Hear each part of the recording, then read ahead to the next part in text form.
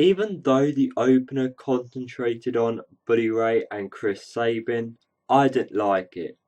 Taz reclaims himself on the commentary table after being banned from the arena last week, and the fact that Buddy Ray, if he loses his match against Chris Sabin, just like Sting, he will not be able to go after the World Heavyweight Championship.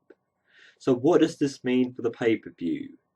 I think the fact that the TNA are not going to want to keep Buddy Ray away from the main event, away from the World Heavyweight Championship, unless something screwy happens at the pay-per-view, Buddy Ray will be becoming our World Heavyweight Champion once again. As for Chris Sabin, possibly slip back down to the X Division or split between X Division and the odd main event matches. So the contracts get signed, so that match and that stipulation is confirmed.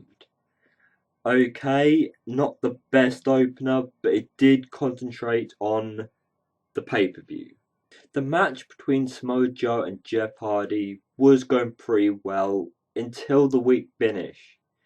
Yes, they were adding more to the Ace and Eights main event mafia by using Anderson at ringside to distract Samoa Joe, allowing Jeff Hardy to pick up the win. But in my opinion, it was a weak finish. You'd expect a more of a dominant finish or maybe a triple twist of fate, swanton bomb, just something more than a jawbreaker sweep down to beat Samoa Joe. But Jeff Hardy picks up the win to get more points for the Bound for Glory series. The next match between Anderson and Magnus is a match and a possible feud I've wanted to see for quite some time. They're both great wrestlers with similar wrestling styles, and I feel could be good in the main event if TNA pushed them that way. But it weren't the match tonight that really made this match or made the segment. It was the fact that Bobby Roode came out to attack Anderson with a steel chair, minusing 10 points away from Magnus and giving Anderson the points for the win. So it left us wondering, why did Bobby Roode just do that? But later tonight he explains it was the first step to bring back the selfish Bobby Roode, but that's not all. There is more to come later tonight. With this Bobby Roode character coming back, I was looking forward to it, wanting to see more. So the fact that TNA are putting concentration on Bobby Roode again, I'm all for it, and I look forward to seeing the payoff in the end. Something I liked but disappointing at the same time was the confrontation between Tito and Kurt Angle. What we learnt from it is that they respect each other, and Angle being the top guy or one of the top guys in TNA, warning Tito to stay out of his way. But for some reason, instead of just concentrating on those two, we have Buddy Ray, who happens to be dominating most of tonight's show again, comes out and says, I'll smash your face in, I'll make you tap out. And, I don't know why Buddy Ray had to come out to have his say. Yes, Tito is here to attack anyone who he wants, but the little segment between Angle and Tito would have been good enough. But Tito eventually in the night says at Hardcore Justice, more questions will be answered. So yes, I'm still a bit unsure about Tito joining TNA. This didn't really give me a warm feeling for him joining, but we'll see what happens at the pay-per-view. TNA bring back the possibility of James Storm and Gunner having a pay-per-view match against Bromans.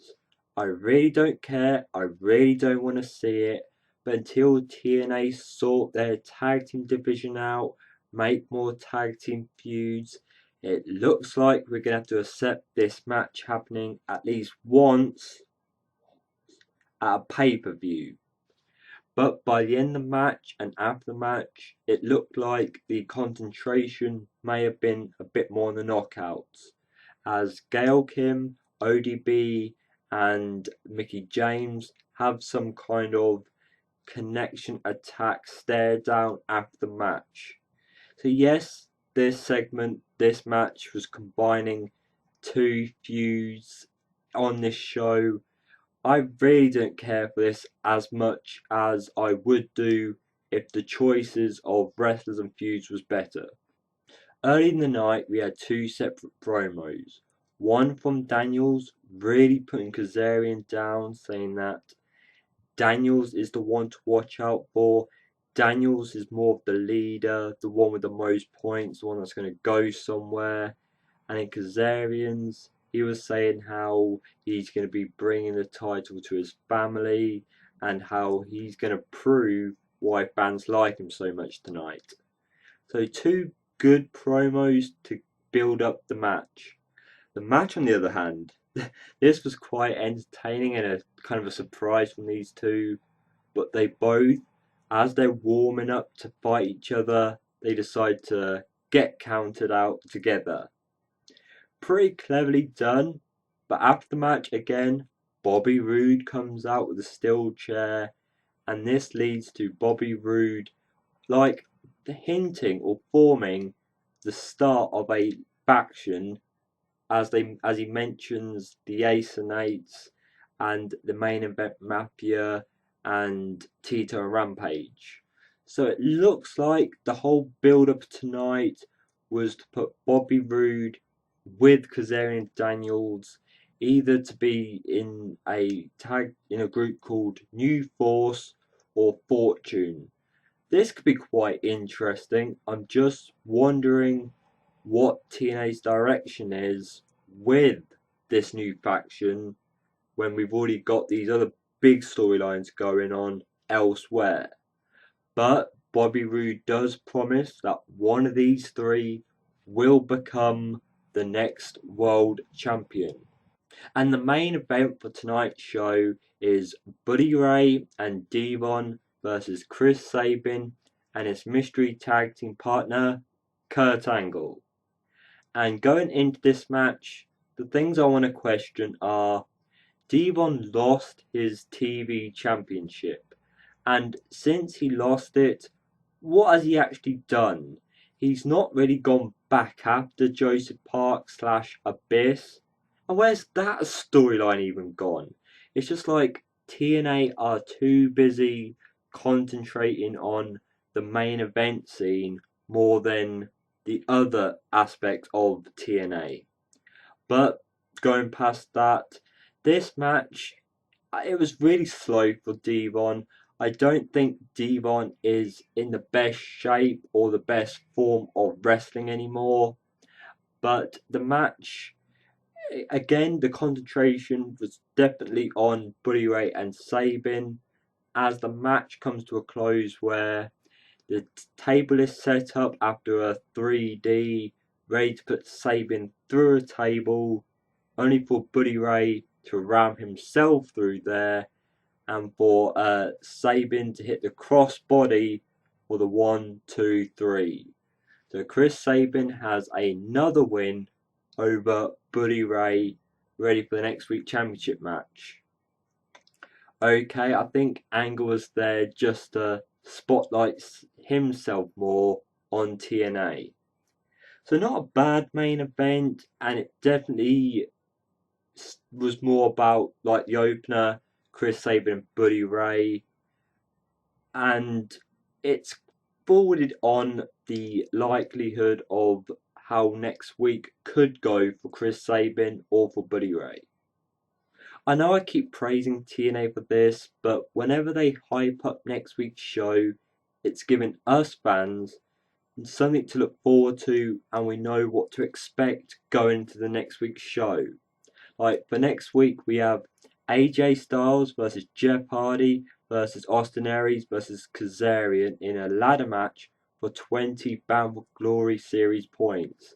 So it's going to be a good match because you've got Jeff Hardy, almost king of the ladder, AJ Styles, a guy who didn't make it to the show, but another good wrestler. Aries, he's put on some entertaining matches. Kazarian, that could involve the new little trio they've made tonight. So that match is something to look forward to.